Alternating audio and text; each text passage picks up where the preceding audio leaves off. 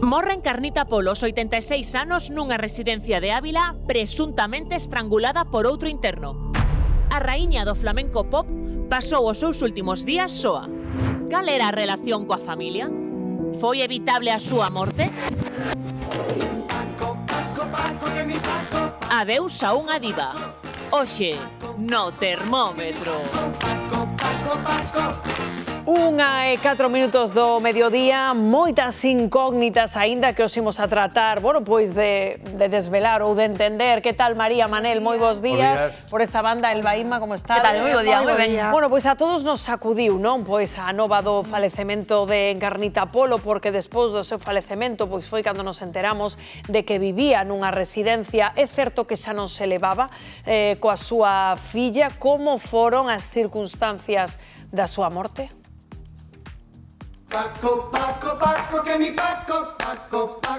Unha das figuras máis icónicas da copla española, Encarnita Polo, foi atopada morta aos 86 anos na residencia de anciáns onde vivía con signos de violencia. As primeiras hipóteses apuntan a que foi estrangulada por un compañeiro octoxenario que padecía un trastorno mental. Non levaba ningún ano na residencia, en Ávila. Trasladárase a esta cidade pouco despois do confinamento porque ali vivía a súa filla, pero acabou sendo ingresada nun centro para a terceira idade. E malia que este tráxico suceso é algo excepcional, o certo é que, por desgraza, atrás quedaron os tempos nos que os fillos eran quen coidaban dos pais. De feito, aquí en Galicia era normal que un mesmo fogar acollese varias xeracións, pero esta tendencia cambiou moito nos últimos anos. Dende hai 2 décadas, cada vez hai máis fogares formados por unha ou 2 persoas e xa non chega cun só soldo para sobrevivir. Por iso, cada vez é máis común recorrer ás residencias. Xa non hai quen quede na casa ao coidado dos maiores. Pero non en todos os lados é así. Aínda hai familias que resisten no seu bastión doméstico e coa actual crise da vivenda cambiarán as tornas. Acabaremos convivindo todos en familia outra vez.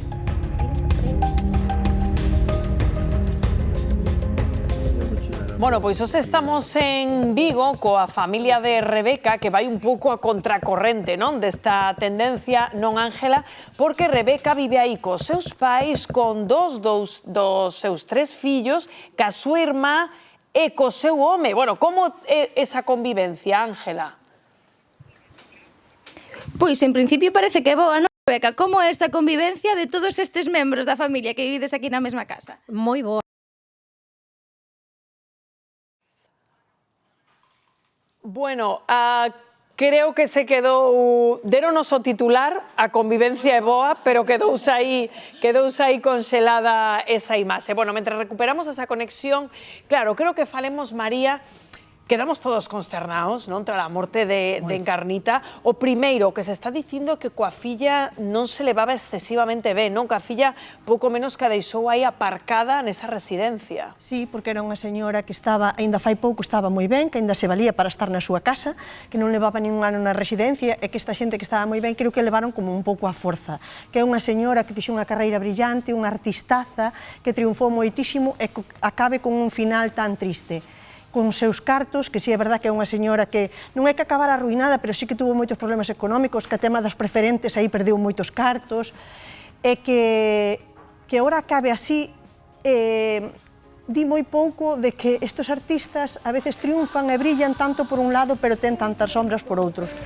Eu conmocionoume moitísimo onte a noticia de que sea un artista, de que acabe así, e tamén o tema de que nunha residencia que supostamente levamos a nosa xente para que estén protegidos, porque xa non se poden valer por eles solos, e dis, bueno, pois polo menos aquí están coidados, están vigilados, e que de noite podan entrar na túa habitación e estrangularte así por así. Completamente de acordo contigo, María, pero entendo, non, Elba, que as residencias non son illas que non reflictan tamén o que pasa na sociedade, non? Se na sociedade temos maltratadores, non? Pois aquí estamos presuntamente ante un home que acabara de ingresar nesa residencia e a estrangulou, non? Por motivos que descoñecemos. Pois iso é o que parece, o que todo apunta, non? Que aquí hai un caso de violencia de xénero, que ademais imos celebrar agora o Día contra a Violencia de Xénero neste mesmo mes. Eu o que me pregunto é onde están eses protocolos nestas residencias, non? Nos que ademais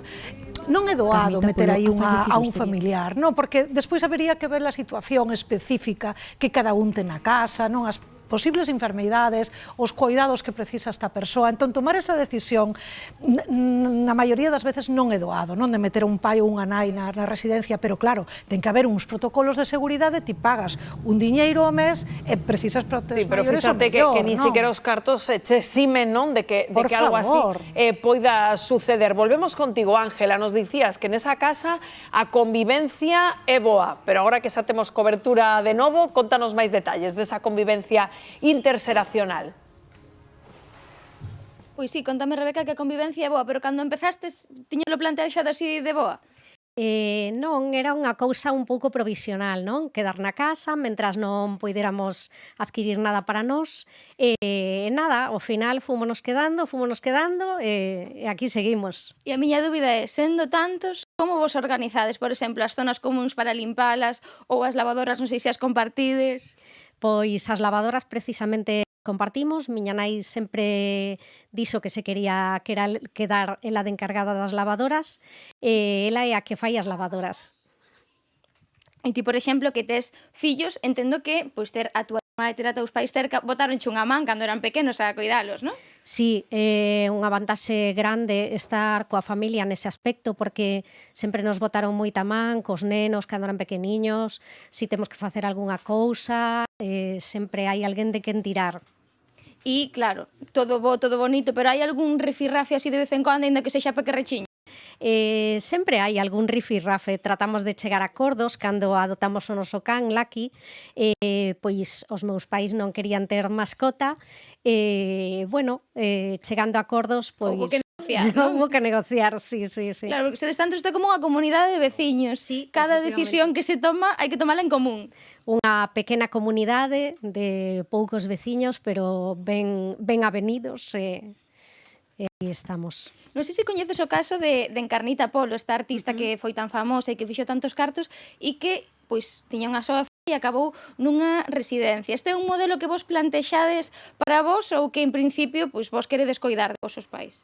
A idea é que nos queremos coidar de nosos pais, que estén na súa casa, que poidan estar ata bueno, cando teñan que estar na súa casa.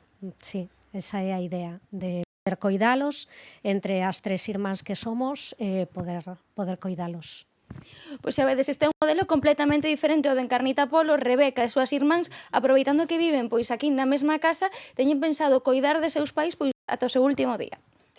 Xa teñen ata o árbore de Nadal colocado, claro, en Vigo, como se acenderon as luces. Manel, volveremos a este tipo de familias así, onde haxa tantas xeracións xuntas como antes? Eu creo que sí, por o sistema que... Porque eso sempre foi toda a vida, non sempre...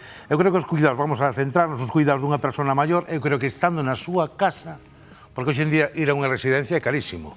Pode salir o mismo traer unha persona cando non hai... O sea, cando ti tes unha vida laboral que che impide a mellor estar todas as horas cuidando a esa persona, traer unha persona, pero cuidala na casa. Eu creo que se encontra moitísimo máis cómodo esa persona maior na casa que a familia ao rededor, que estando nun centro, porque para min o dos centros estes de maiores, hora tal, residencia e tal, foi un negocio, me parece que aí se me dá a impresión que moitas delas están aparcaos. Pero por que se deixou de facer, María, o de coidar os nosos maiores na casa? Bueno, porque antes vivían as familias moitas xuntas, casabas pa casa, había os sogros, os xelros, as cuñadas, eran unhas familias moi grandes, sempre había alguén na casa que podía coidar, sempre había xente na casa, e hoxe casaste pa fora, quedan os pais solos, morre un deles e xa non hai quen bote a man. Entonces, as familias moi pequenas, a veces a xente perde a súa cabeciña, tes que ir a traballar, é complicado, pero... Eu teño que romper unha lanza en favor da xente que ten que deixar as persoas nas residencias. Evidentemente, vos estades vendendo un pouco ese tipo de familia idílico no que, bueno, no que se pode estar cos pais, cos fillos, empezas aí, pero o cambio económico cambiou moito, é dicir, a xente agora ten a capacidade de vivir fora da casa dos seus pais ou dos seus sogros e fano.